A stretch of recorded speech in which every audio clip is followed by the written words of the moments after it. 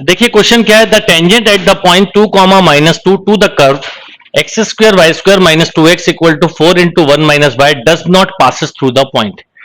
अगर एक्चुअल में देखें तो ये कर्व है, तो इसका मतलब ये एप्लीकेशन ऑफ डेरिवेटिव का क्वेश्चन है, और इसमें आपको ये बताना है कि इस पॉइंट से जो टेंजेंट जा रही है इस कर्व की, वो इनमें से किस पॉइंट से पास नहीं होगी।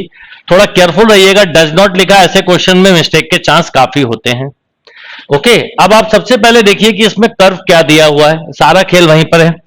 कर्व आपको दिया हुआ है x square y square minus of 2x, सबको इधर ले आओ, 4y minus 4 equal to 0।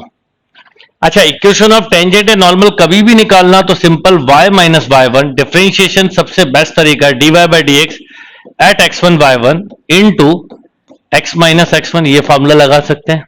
And remember, अगर इंप्लिसिट फंक्शन है तो इसका डिफरेंशिएशन आप लोग डायरेक्ट लिखते हैं, यानी dy बाई डी एक्स कितना होगा, minus with respect to x numerator upon with respect to y denominator. तो अगर मैं पार्शियल डिफरेंशिएशन में जिसका फंक्शन होता है उसके अलावा बाकी सब एज अ कांस्टेंट होते हैं, तो अगर मैं इसको डिफरेंशिएट करूं तो 2x into Y square, x का 1 हुआ तो -2। अब देखो y के रिस्पेक्ट में करेंगे तो 2y इंटू एक्स स्क्वायर, और x केवल ये 4 बचेगा। अब आपको किस पॉइंट पे बताना है, सिंपली आपको बताना है 2, -2। ये समझाने के लिए इतनी स्टेप लिख रहा हूं, आप लोग डायरेक्ट करिएगा।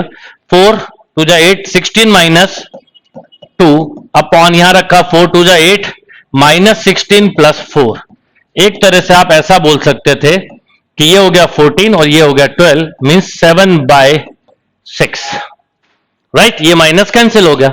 अब मैं आपसे बोलूं इक्वेशन ऑफ टेंजेंट क्या होगी, तो आप इक्वेशन ऑफ टेंजेंट इमीडिएटली बोलते y minus y1 equal to m into x minus x1। तो ऐसा भी लिख सकते थे 6y plus 12 equal to 7x minus 14। तो फाइनली आपके पास जो इक्वेशन निकल के आती है बेटा, वो क्या आती है, वो देखिए, वो आती है 7x minus 6y equal to 28। अब केयरफुल ये होना है कि जो पॉइंट इस ऑप्शन को सेटिस्फाई नहीं करेंगे वो करेक्ट आंसर होगा। तो इस मींस कि अगर मैं यहां पर सबसे पहले यही ऑप्शन रख के देखूं तो ये हुआ -14 और ये हुआ +42। यस और नो, ये 26 लिखना था, सॉरी ये 26 लिखना था, है ना।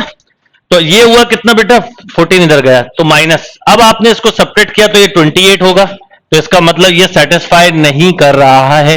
तो हम यहीं की यहीं इसको आंसर बोल सकते हैं, बट अपना कॉन्फिडेंस बूस्टअप के लिए, बाकी आप एग्जाम में मत करिए क्योंकि नन तो ऑप्शन है नहीं, है ना। नन होता भी तो भी ये सेटिस्फाई नहीं कर रहा, बात खत्म। अब जैसे ये रखोगे आप तो देखिए -28 है ना, और ये हो जाएगा 54 प्लस का, ये देखिए ये आ गया 26, राइट।